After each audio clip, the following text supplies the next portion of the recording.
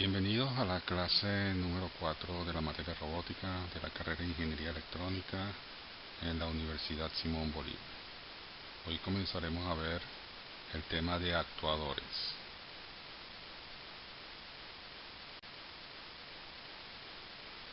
Los temas que vamos a hablar en la clase de hoy son sistemas hidráulicos y neumáticos, válvulas de control direccional, símbolos de las válvulas, cilindros, servos y válvulas de control proporcional y válvulas de control de procesos.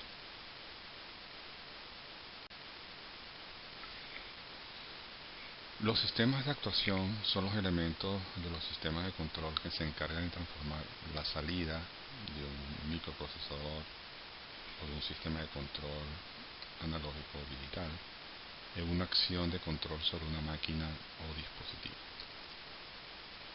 Así, por ejemplo, podríamos tener una salida eléctrica del controlador que se tiene para transformar en un movimiento lineal al mover una carga. Otro ejemplo podría ser cuando una salida eléctrica del controlador se tiene que transformar en una acción que controle la cantidad de líquido que pasa por una tubería. Las señales neumáticas se utilizan a menudo para controlar elementos de control finales, incluso cuando el sistema de control es eléctrico.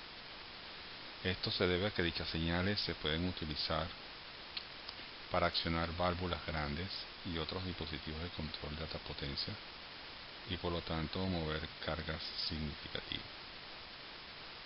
Sin embargo, el principal inconveniente de los sistemas neumáticos es la compresibilidad del aire. Los sistemas hidráulicos se pueden utilizar para dispositivos de control de potencia aún mayor, pero son más caros que los sistemas neumáticos, y existen peligros asociados con fugas de aceite que no ocurren con las fugas de aire. La presión atmosférica varía con la ubicación y el tiempo, pero en neumática generalmente se considera 10 a las 5 pascales, y esa presión se denomina un bar. En un sistema hidráulico, el aceite presurizado se suministra mediante una bomba accionada por un motor eléctrico. La bomba, valga la redundancia, bombea aceite desde un cárter a través de una válvula antirretorno y un acumulador hasta el sistema, desde donde regresa al cárter. En la figura se ilustra el sistema. Se incluye una válvula de alivio de presión que sirve para liberar la presión si aumenta por encima de un nivel seguro. La válvula antirretorno sirve para evitar que el aceite regrese a la bomba y el acumulador sirve para suavizar cualquier fluctuación a corto plazo en la presión de salida del aceite.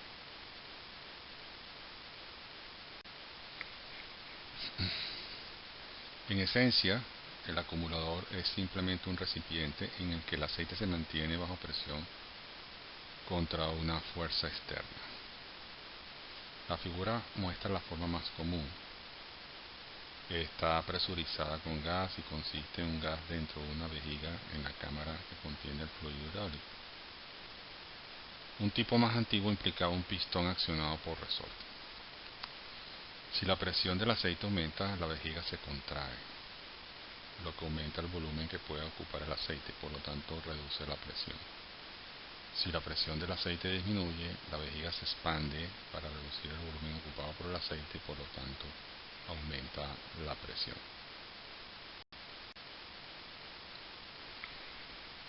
Las bombas hidráulicas más utilizadas son las de engranajes, las bombas de paletas y las bombas de pistón.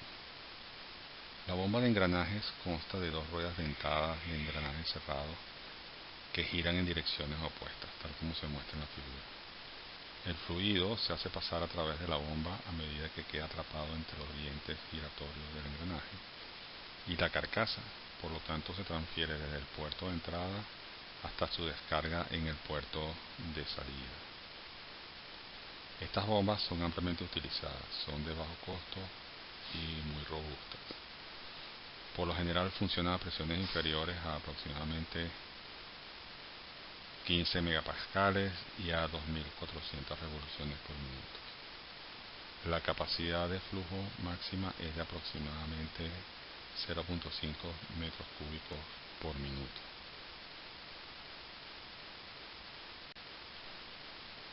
Sin embargo, aquí se producen fugas entre los dientes y la carcasa y entre los dientes entrelazados, lo que limita la eficiencia de la bomba. La bomba de paletas tiene paletas deslizantes accionadas por resortes, ranuradas en un rotor accionado, tal como se muestra en la figura. A medida que el rotor gira, las paletas siguen los contornos de la carcasa. Esto hace que el fluido quede atrapado entre las paletas sucesivas y la carcasa y sea transportado desde el puerto de entrada hasta el puerto de salida. La fuga es menor que en la bomba de engranajes.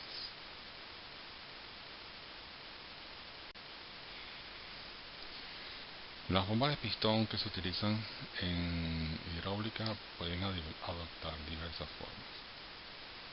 En la bomba de pistón radial, tal como se muestra en la imagen, un bloque de cilindro gira alrededor de la leva estacionaria y esto hace que los pistones huecos con retorno de resorte se muevan hacia adentro y hacia afuera.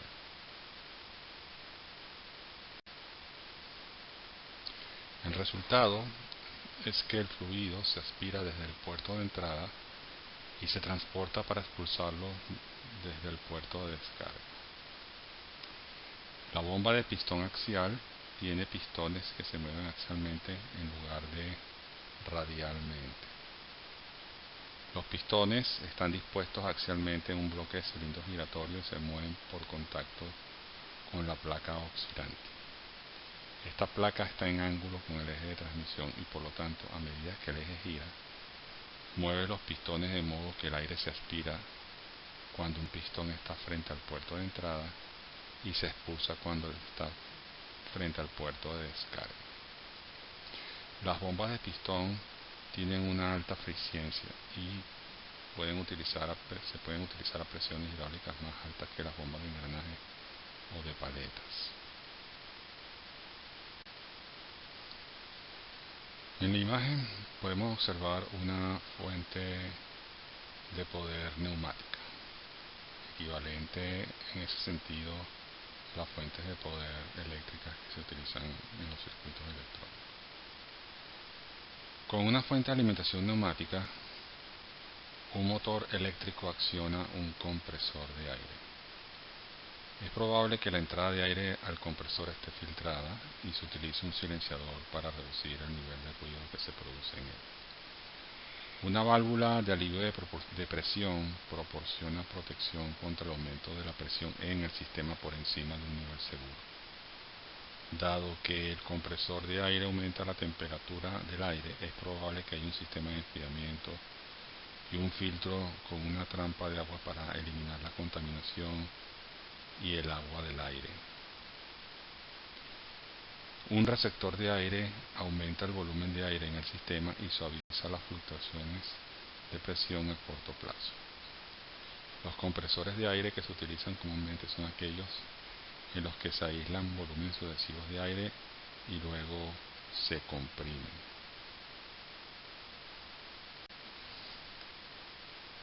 La figura muestra la forma básica de un compresor alternativo vertical de una sola etapa y de efecto simple. En la carrera de admisión del aire, el pistón descendente hace que el aire sea succionado hacia la cámara a través de la válvula de entrada, accionada a su vez por resorte.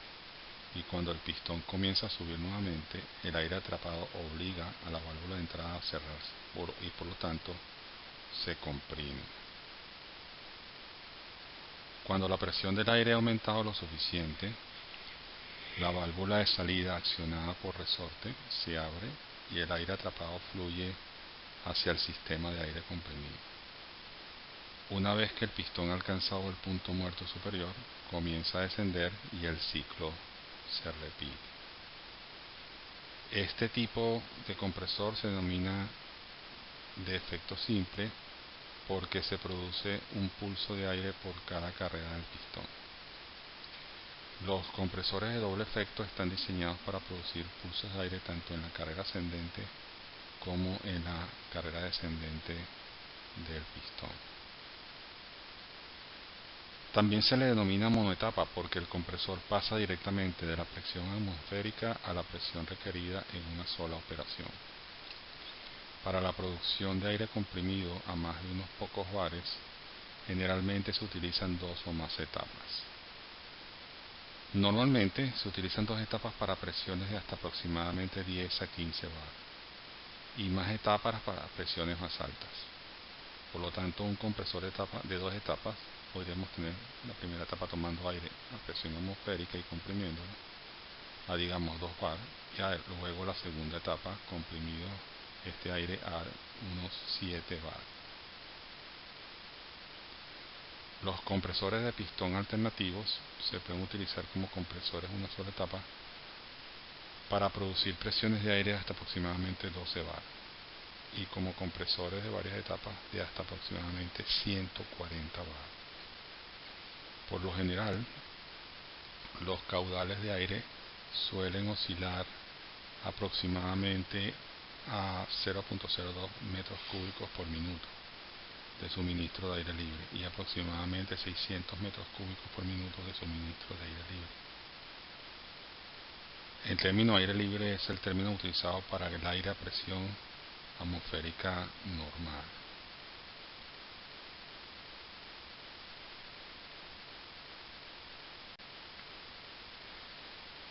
Otro tipo de compresor es el compresor de paletas rotativas. Este tiene un rotor montado excéntricamente en una cámara cilíndrica, tal como se muestra en la figura. El rotor tiene las paletas que pueden deslizarse libremente en ranuras radiales y la rotación hace que las paletas sean impulsadas hacia afuera contra las paredes del cilindro. A medida que el rotor gira, el aire queda atrapado en las bolsas formadas por las paletas y a medida que ese rotor gira, las bolsas se hacen más pequeñas y el aire se comprime. De esta manera, los paquetes de aire comprimido se descargan por el puerto de descarga. Los compresores de paletas rotativas de una sola etapa se pueden utilizar normalmente para presiones de hasta aproximadamente 800 kilopascales, con caudales de orden de 0.3 metros cúbicos por minuto a 30 metros cúbicos por minuto de suministro de aire libre. Otro tipo de compresor es el de tornillo rotativo, el cual se muestra en la figura. Este tiene 2 tornillos rotativos entrelazados que giran en direcciones opuestas. A medida que giran los tornillos, el aire se introduce en la carcasa a través del puerto de entrada y en el espacio entre los tornillos. Luego, este aire atrapado se desplaza a lo largo de los tornillos y se comprime a medida que el espacio se hace cada vez más pequeño, saliendo por el puerto de descarga. Por lo general, los compresores de tornillo rotativo de una sola etapa se pueden utilizar para presiones de hasta aproximadamente 1000 kilopascales, con caudales entre 1.4 metros cúbicos por minuto y 60 metros cúbicos por minuto de suministro de aire libre.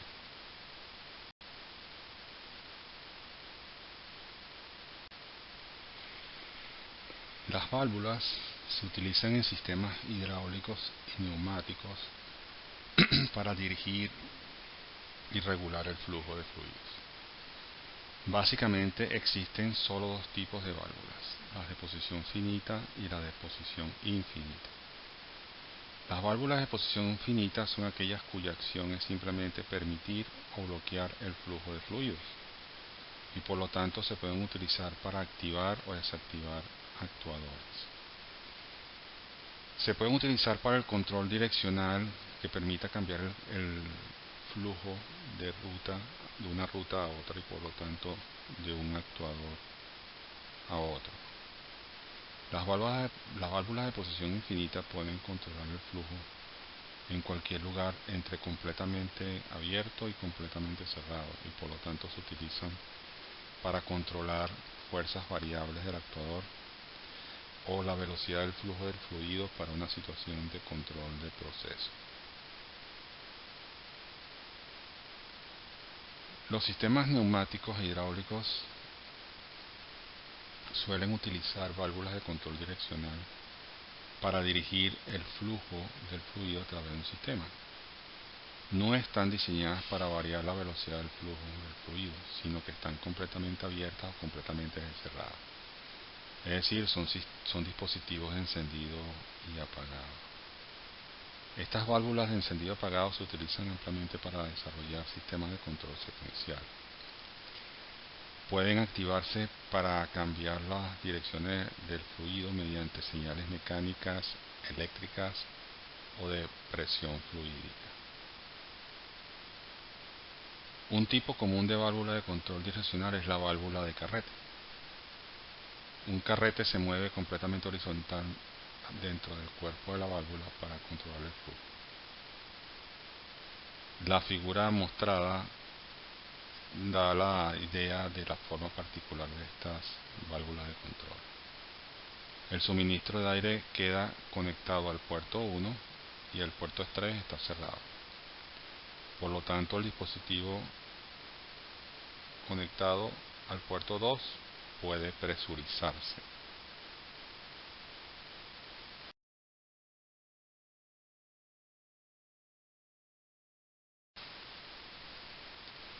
Otra forma común de válvula de control direccional es la válvula de asiento, que se muestra en la figura. Esta válvula normalmente está en la condición cerrada. No hay conexión entre el puerto 1 al que está conectado el suministro de presión y el puerto 2 al que está conectado el sistema. En las válvulas de asiento se utilizan unas especies de bolas, discos o conos junto con los asientos de válvula para controlar el flujo. Según se muestra en la figura, eso es lo que sería una bola. Cuando se aprieta el botón, la bola sale de su asiento y se produce el flujo como resultado de la conexión del puerto 1 al puerto 2. Cuando se suelta el botón, el resorte empuja la bola hacia atrás contra su asiento y de este modo se cierra el flujo.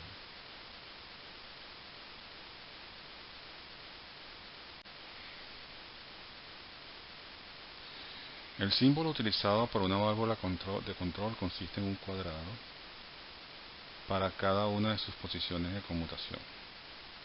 Por lo tanto, para la válvula de asiento que se muestra en la figura, hay dos posiciones, una con el botón no presionado y otra con el botón presionado. Por lo tanto, una válvula de dos posiciones tendrá dos cuadrados.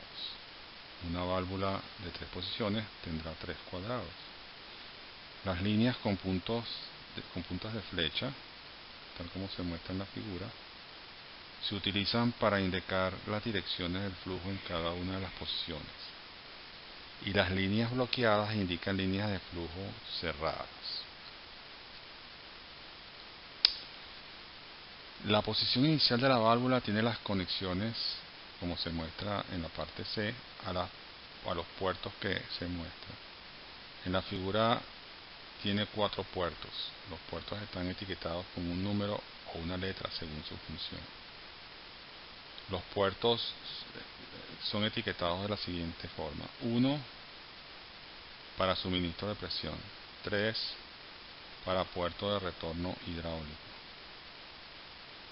3 o 5 para puertos de escape neumático y 2 o 5 para puertos de salida.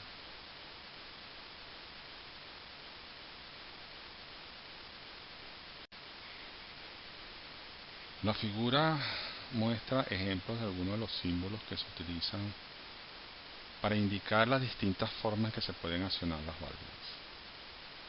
Se pueden utilizar más de uno de estos símbolos con el símbolo de la válvula. A manera de ilustración, la parte B muestra el símbolo de la válvula de asiento de dos puertos y dos posiciones que vimos anteriormente. Nótese que una válvula de dos puertos y dos posiciones se describiría como una válvula 2/2. donde el primer número indica el número de puertos y el segundo el número de posiciones. La válvula se acciona mediante un pulsador y un resorte. En la imagen podemos ver una válvula de carrete accionada por solenoide. La válvula se activa mediante una corriente que pasa por el solenoide y regresa a su posición original mediante un resorte. La figura muestra el símbolo de una válvula 3-2. Las conexiones se muestran para el estado inicial, es decir, 1 está conectado a 2 y 3 está cerrado.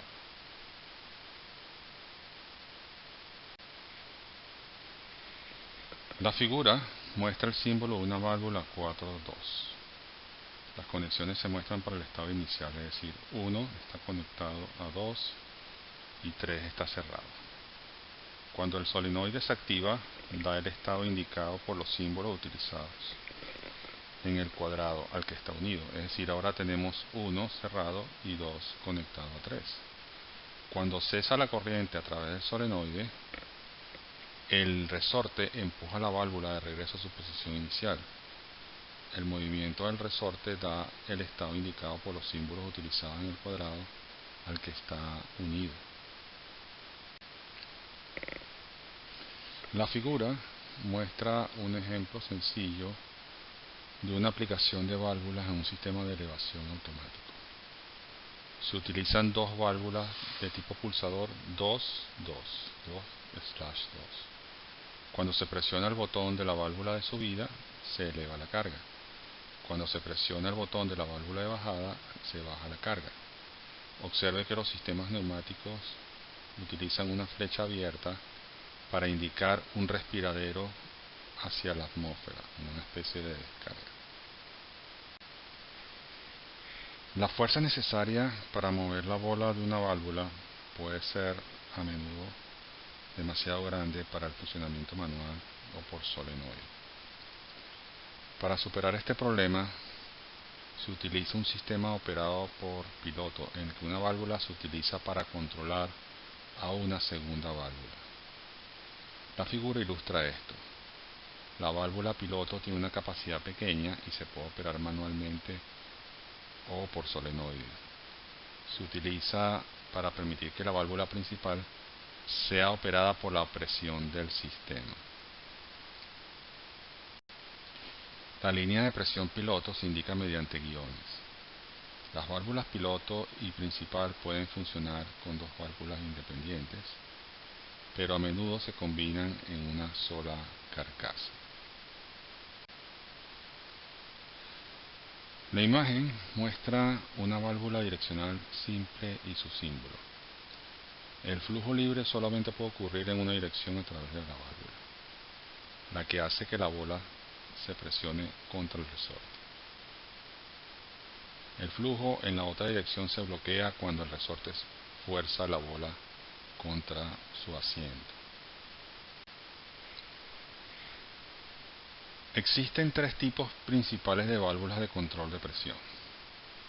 Válvulas reguladoras de presión, que se utilizan para controlar la presión de funcionamiento en un circuito y mantenerla en un valor constante.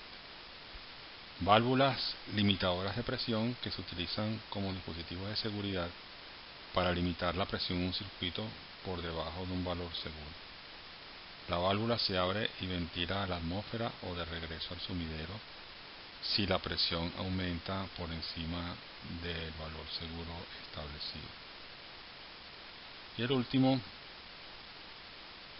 es una válvula limitadora de alivio y presión que tiene un orificio normalmente cerrado. Cuando la presión de entrada supera la fuerza ejercida por el resorte, la válvula se abre y ventila a la atmósfera o de regreso al sumidero.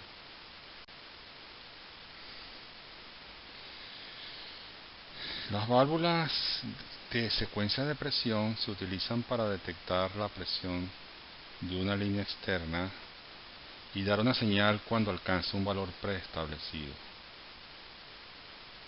Con la válvula de presión mostrada en la figura, la presión límite se establece mediante la presión en la entrada de la válvula. Podemos adaptar una válvula de este tipo para proporcionar una válvula de secuencia. Esto se puede utilizar para permitir que se produzca un flujo hacia alguna parte del sistema cuando la presión haya aumentado hasta el nivel requerido. Por ejemplo, en una máquina automática podríamos requerir que se inicie alguna operación cuando la presión de sujeción aplicada a una pieza de trabajo alcance un valor determinado. La figura muestra el símbolo de una válvula de secuencia que se activa cuando la presión de entrada alcanza un valor determinado y permite que se aplique la presión al sistema que sigue. La parte B muestra un sistema en el que se utiliza una válvula secuencial de este tipo.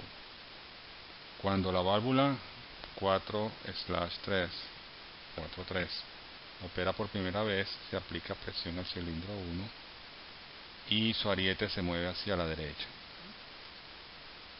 Mientras esto sucede, la presión es demasiado baja para operar la válvula de secuencia y por lo tanto no se aplica presión al cilindro 2. Cuando el ariete del cilindro 1 llega al tope final, la presión en el sistema aumenta y en un nivel apropiado hace que la válvula de secuencia se abra y aplique presión al cilindro 2 para que su ariete comience a moverse.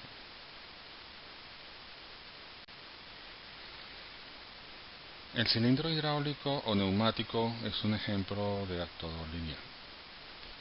Los principios y las formas son los mismos para las versiones hidráulicas y neumáticas, siendo las diferencias puramente una cuestión de tamaño como consecuencia de las mayores presiones que se utilizan en el mundo hidráulico. El cilindro consiste en un tubo de aspecto cilíndrico a lo largo del cual se puede deslizar un pistón o ariete. Hay dos tipos básicos de cilindro, el de efecto simple y el de efecto doble. El término efecto simple se utiliza cuando la presión de control se aplica solo a un lado del pistón y a menudo se utiliza un resorte para proporcionar la oposición del movimiento del pistón. El otro lado del pistón está abierto a la atmósfera. En la figura se muestra un cilindro de este tipo con un resorte de retorno. El fluido se aplica a un lado del pistón a una presión manométrica P, mientras que el otro lado está a una presión atmosférica, y por lo tanto produce una fuerza sobre el pistón de P por A, donde A es el área del pistón. La fuerza real que actúa sobre el vástago del pistón será menor que esto debido a la fricción.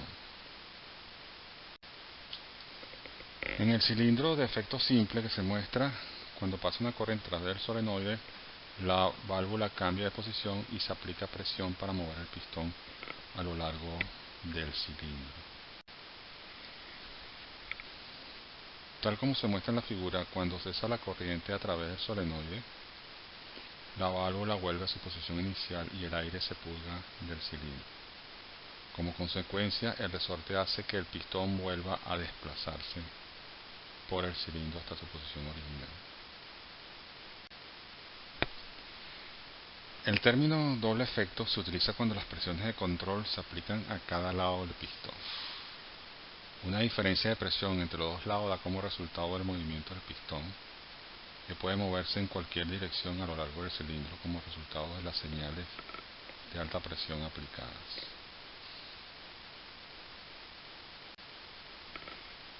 En el cilindro de doble efecto que se muestra en la figura, la corriente a través de un solenoide hace que el pistón se mueva en una dirección y la corriente a través del otro solenoide invierte la dirección de su movimiento.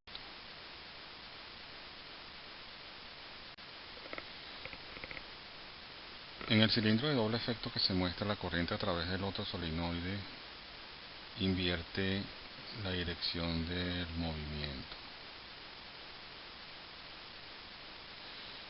La elección del cilindro se determina en función de la fuerza necesaria para mover la carga y de la velocidad requerida. Los cilindros hidráulicos son capaces de soportar fuerzas mucho mayores que los cilindros neumáticos.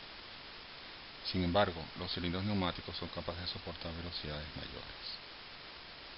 La fuerza producida por un cilindro es igual al área de la sección transversal del cilindro multiplicada por la presión de trabajo. Es decir, la diferencia de la presión entre los dos lados del pistón del cilindro. Un cilindro para uso con una presión neumática de trabajo de 500 kilopascales y que tiene un diámetro de 50 milímetros dará una fuerza de 982 newton. Un cilindro hidráulico con el mismo diámetro y una presión de trabajo de 15.000 kilopascal dará una fuerza de 29.5 kilonewtons. Si el caudal de líquido hidráulico en un cilindro es de un volumen Q por segundo, entonces el volumen barrido por el pistón en un tiempo de un segundo debe ser Q. Pero para un pistón con área de sección transversal A, este es un movimiento a través de una distancia V en un segundo, donde tendríamos que Q, que es el volumen del caudal, es igual al área por la velocidad. Por lo tanto, la velocidad de un cilindro hidráulico es igual al caudal Q que pasa por el cilindro dividido por el área de la sección transversal del mismo. Por lo tanto, para un cilindro hidráulico de 500 milímetros de diámetro y un caudal de fluido hidráulico de 7.5 por 10 a la 3 metros cúbicos por segundo, la velocidad será de 3.8 metros por segundo. La velocidad de un cilindro neumático no se puede calcular de esta manera, ya que su velocidad depende de la velocidad en que se puede ventilar el aire por delante del pistón que avanza. Se puede utilizar una válvula para ajustar esto y regular la velocidad. Para ilustrar lo anterior, considere el problema de un cilindro hidráulico que se utilizará para mover una pieza de trabajo en una operación de fabricación a través de una distancia de 250 milímetros en 15 segundos. Si se requiere una fuerza de 50 kilonewtons para mover esa pieza de trabajo, ¿cuál es la presión de trabajo requerida y el caudal de líquido hidráulico si se dispone de un cilindro con un diámetro de pistón de 150 milímetros? El área de la sección transversal del pistón sería pi cuartos por 0.15 elevado al cuadrado, eso nos daría 0.0177 metros cuadrados.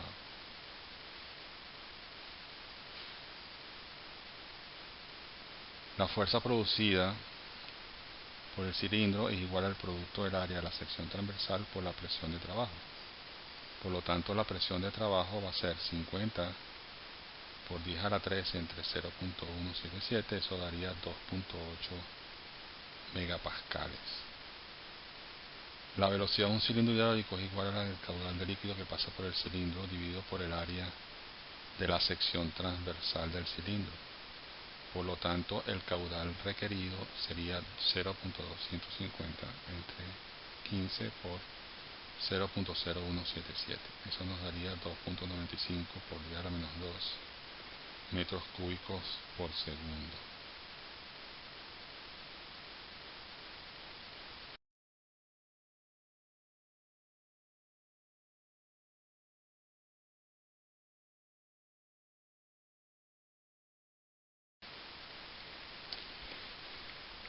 Muchos sistemas de control emplean cilindros neumáticos hidráulicos como elementos de accionamiento y requieren que se produzca una secuencia de extensiones y retracciones de los cilindros.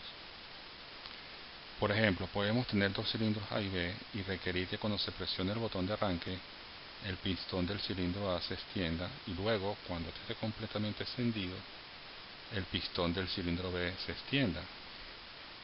Cuando esto haya sucedido y ambos estén extendidos, podríamos necesitar que el pistón del cilindro A se retraiga.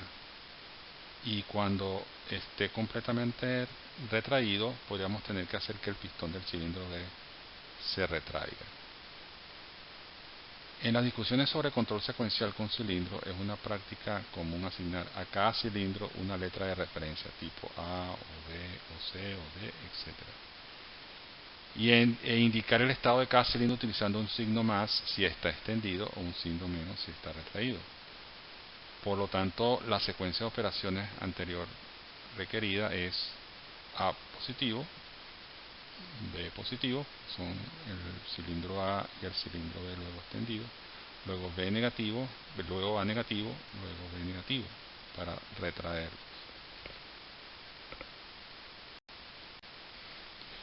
En el sistema secuencial mostrado tendríamos lo siguiente.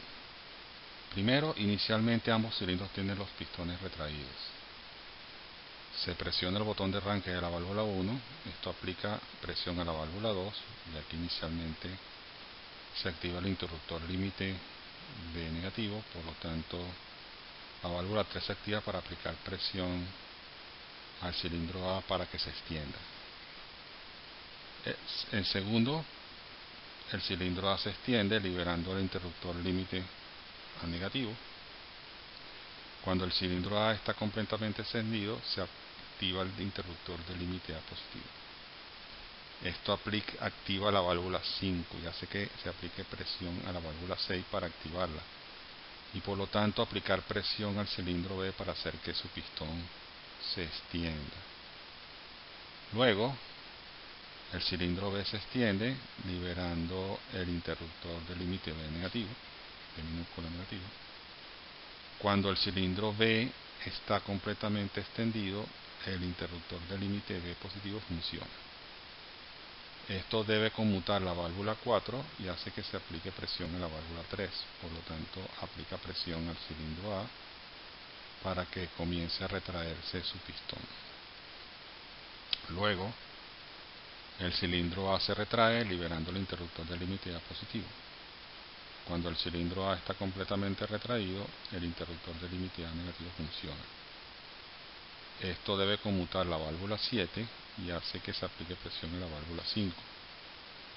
Y por lo tanto, aplica presión al cilindro B para que comience a retraerse su pistón. Luego, el cilindro B se retrae liberando el interruptor de límite B positivo. Cuando el cilindro B está completamente retraído, el interruptor de límite B negativo se activa hasta completar el ciclo. El ciclo se puede reiniciar presionando el botón de inicio. Si quisiéramos que el sistema funcionara de manera continua, el último movimiento de la secuencia debería activar el primer movimiento.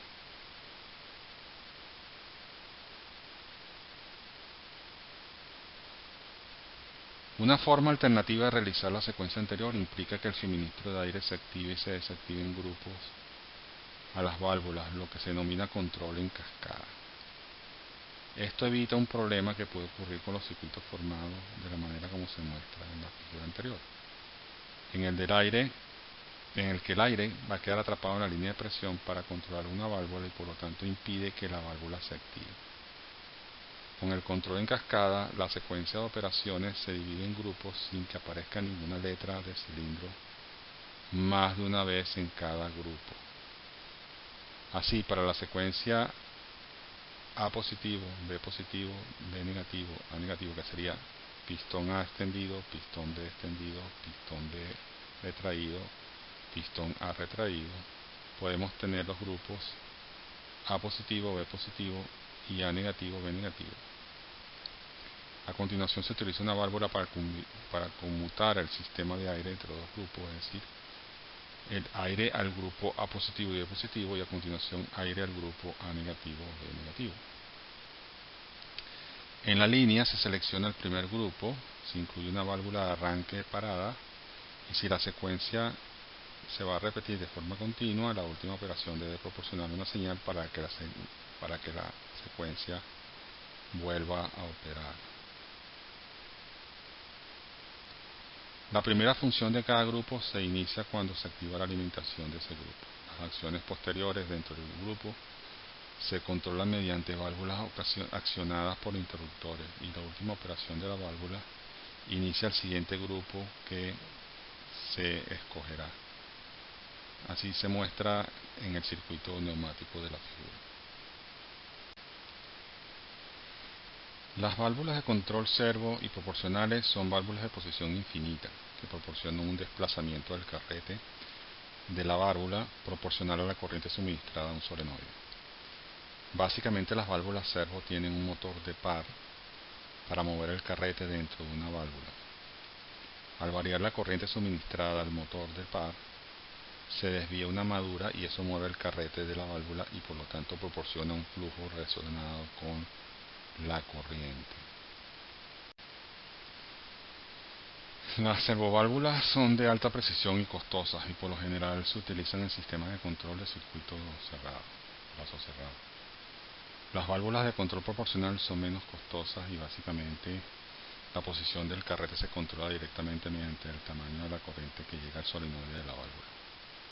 Se utilizan a menudo en sistemas de control de lazo abierto. Las válvulas de control de procesos se utilizan para controlar la velocidad de flujo de fluidos y se utilizan cuando, por ejemplo, se debe controlar la velocidad del flujo líquido hacia un tanque.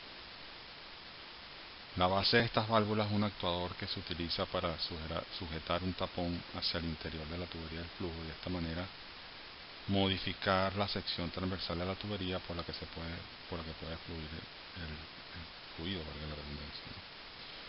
Una forma común de actuador neumático utilizado con válvulas de control es el actuador de diafragma.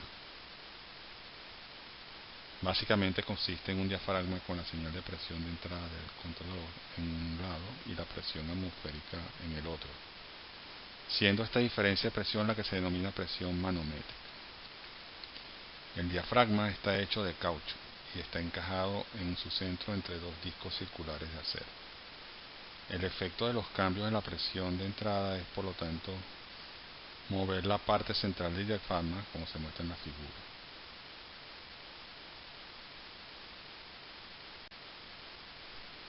Este movimiento se comunica al elemento de control final mediante un eje que está unido al diafragma, como se muestra en la figura. La fuerza F que actúa sobre el eje es la fuerza que actúa sobre el diafragma y por lo tanto es la presión manométrica P multiplicada por el área del diafragma A. La fuerza de recuperación la proporciona un resorte. Por lo tanto, si el eje se mueve una distancia x y suponiendo que la compresión de resorte es proporcional a la fuerza, es decir, F es igual a K por X, siendo K una constante, entonces K por X es la presión manométrica por el área del diafragma. Y por lo tanto el desplazamiento del eje es proporcional a la presión manométrica.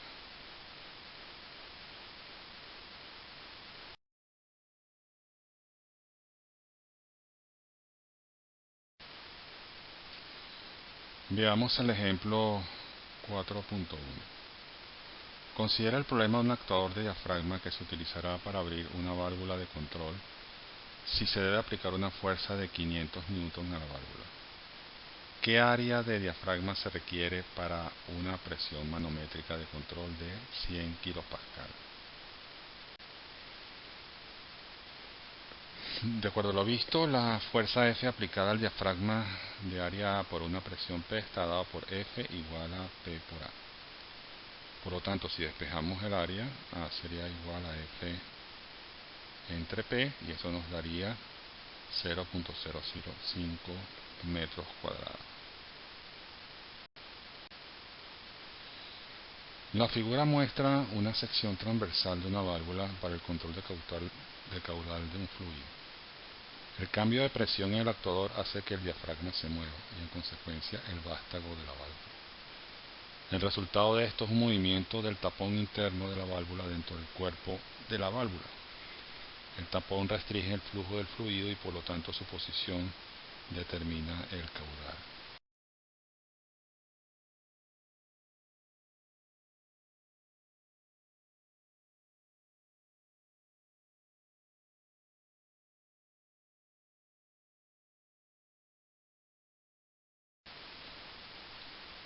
Existen muchas fórmulas de cuerpos y tapones de válvula. Las figuras 435, 436, 437 y 438 muestran algunas formas de los cuerpos de válvula. El término asiento único se utiliza para una válvula en la que solo hay un camino para el fluido a través de la válvula y por lo tanto solamente se necesita un tapón para controlar el flujo. El término de asiento doble se utiliza para una válvula en la que el fluido al ingresar a la válvula se divide en dos corrientes, como en las figuras 433 y 434. Cada corriente pasa a través de un orificio controlado por un tapón. Por lo tanto, este tipo de válvula tiene dos tapones. La forma del cuerpo también determina si un aumento de la presión del aire provocará la apertura o el cierre de la válvula. La forma del tapón determina la relación entre el movimiento del vástago y el efecto sobre el caudal, tal como se muestra en la figura. En esta gráfica se muestra cómo el porcentaje en el caudal volumétrico se relaciona con el desplazamiento porcentual del vástago de la válvula.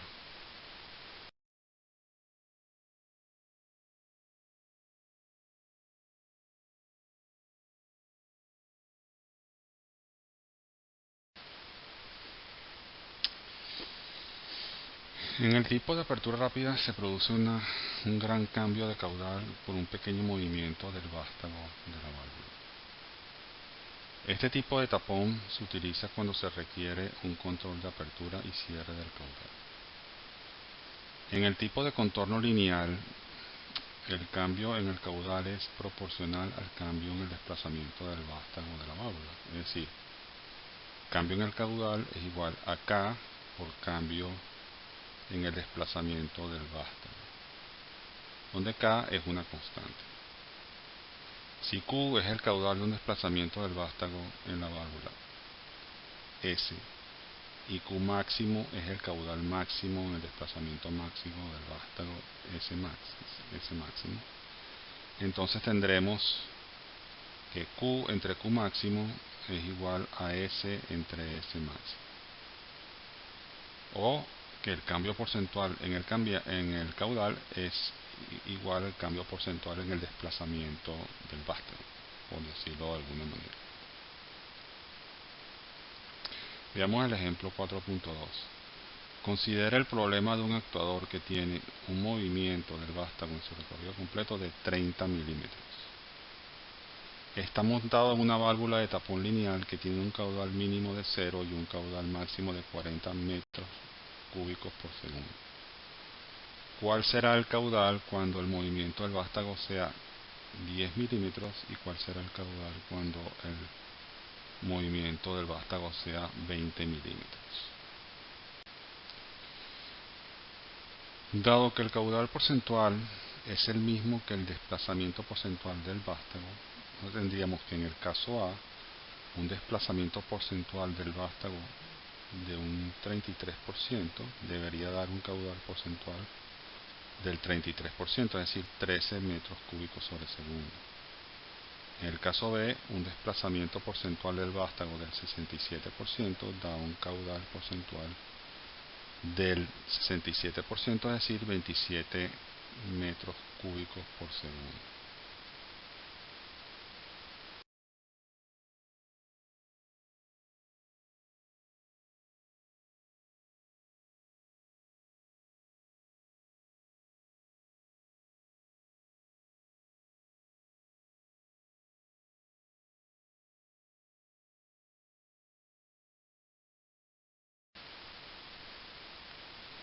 Con el tipo de tapón de igual porcentaje, se producen cambios porcentuales iguales en el caudal para cambios iguales en la posición del vástago de la válvula. Es decir, delta Q entre Q es igual a K por delta S,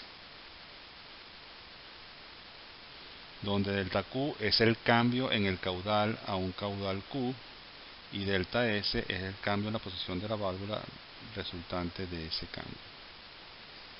Si escribimos esta expresión para cambios pequeños y luego la integramos, obtendremos que la integral de 1 sobre q por delta q es igual a k por la integral a ds, ¿no? Con los límites de integración mostrados. Eso nos da que el logaritmo neperiano de q menos el logaritmo neperiano de q mínimo va a ser igual a k por s menos s mínimo. Si consideramos el caudal q máximo que viene dado por ese máximo, entonces metiéndolo en la ecuación nos queda que el neperiano de q máximo menos el neperiano de q mínimo es igual a k por s máximo menos s mínimo. Eliminando k de estas dos ecuaciones obtenemos una relación que permite establecer el efecto sobre el caudal. Vemos que q sobre q mínimo es igual a q máximo entre q mínimo elevado a la s menos s mínimo entre s máximo menos s mínimo.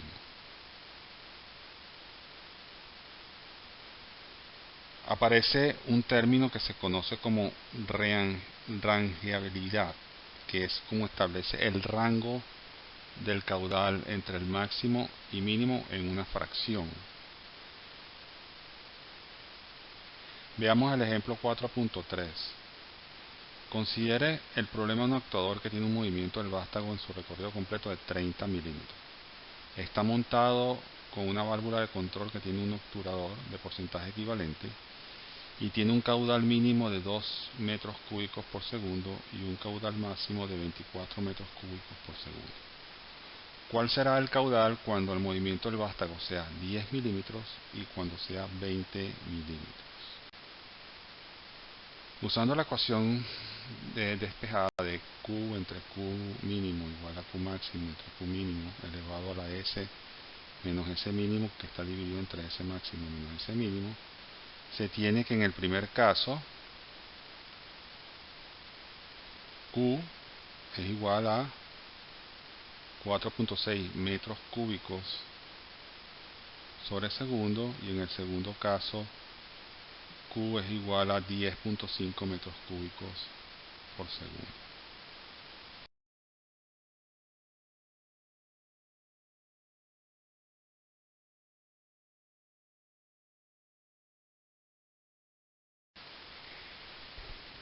La relación entre el caudal y el desplazamiento del vástago es una característica inherente a una válvula. En la práctica, esto solo se hace realidad si las pérdidas de presión en el resto de la tubería y demás componentes son insignificantes en comparación con la caída de presión a través de la propia válvula. Si hay grandes caídas de presión en la tubería, de modo que, por ejemplo, menos de la mitad de la caída de presión se produce a través de la válvula, entonces una característica lineal podría convertirse casi en una característica de apertura rápida. Por lo tanto, la característica lineal se utiliza ampliamente cuando se requiere una respuesta lineal en la mayor parte de la presión del sistema a través de la válvula. El efecto de grandes caídas de presión en la tubería con una válvula de porcentaje equivalente es hacer que se parezca más a una característica lineal. Por este motivo, si se requiere una respuesta lineal cuando solamente hay una pequeña proporción de la presión del sistema cae a través de la válvula, se podría utilizar un valor de porcentaje equivalente. El término dimensionamiento de la válvula de control se utiliza para el procedimiento de determinar el tamaño correcto del cuerpo de la válvula. La ecuación que relaciona la velocidad del flujo del líquido Q a través de una válvula completamente abierta con su tamaño es Q igual a sub B por la raíz cuadrada de delta P entre P, donde A sub B es el coeficiente del flujo de la válvula, delta P es la caída de presión a través de la válvula y P la densidad del fluido. Esta ecuación se suele escribir con las cantidades expresadas como Q igual a 2.37 por 10 a la menos 5 C sub B por la raíz cuadrada de delta P entre P, donde C sub B es el coeficiente de flujo de la válvula. Alternativamente también se puede encontrar como escrito como Q igual a 0.75 por 10 a la menos 4 C sub B por delta P entre G, donde G es la gravedad específica o densidad relativa. Estas dos últimas formas de ecuación derivan de su especificación original en términos de galones norteamericanos. La tabla 4.1 muestra algunos valores típicos de A sub B y C sub B en el tamaño de la válvula.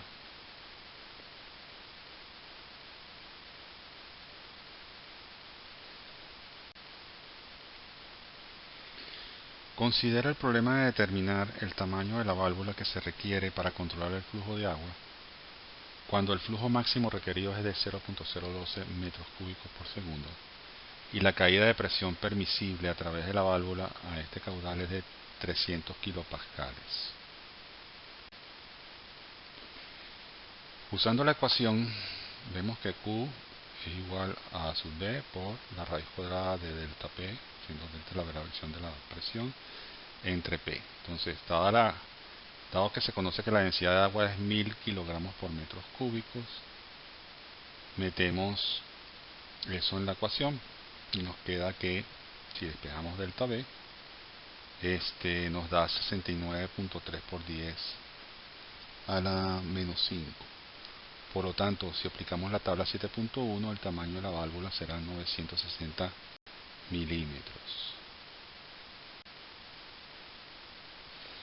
La figura muestra las características esenciales de un sistema de control variable, como el nivel de líquido de un recipiente, controlando la velocidad a la que el líquido ingresa en él. La salida del sensor de nivel de líquido, después del acondicionamiento de la señal, se transmite al convertidor de corriente a presión con una corriente de 4 a 20 miliamperios. Luego se convierte en una presión manométrica de 20 a 10 kilopascales, que luego activa una válvula de control neumática y controla así la velocidad que permite que el líquido fluya al recipiente. La figura muestra la forma básica de un convertidor de corriente a presión para un sistema de este tipo. La corriente de entrada pasa a través de bobinas montadas en un núcleo que es atraído hacia un imán. La magnitud de la atracción depende del tamaño de la corriente.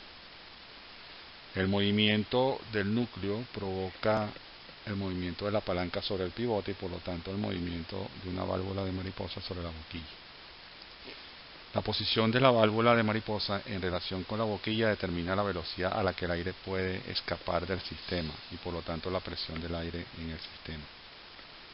Los resortes de la válvula de mariposa se utilizan para ajustar la sensibilidad del convertidor de modo que las corrientes de 4 a 20 mA produzcan presiones manométricas de 20 a 100 kilopascales.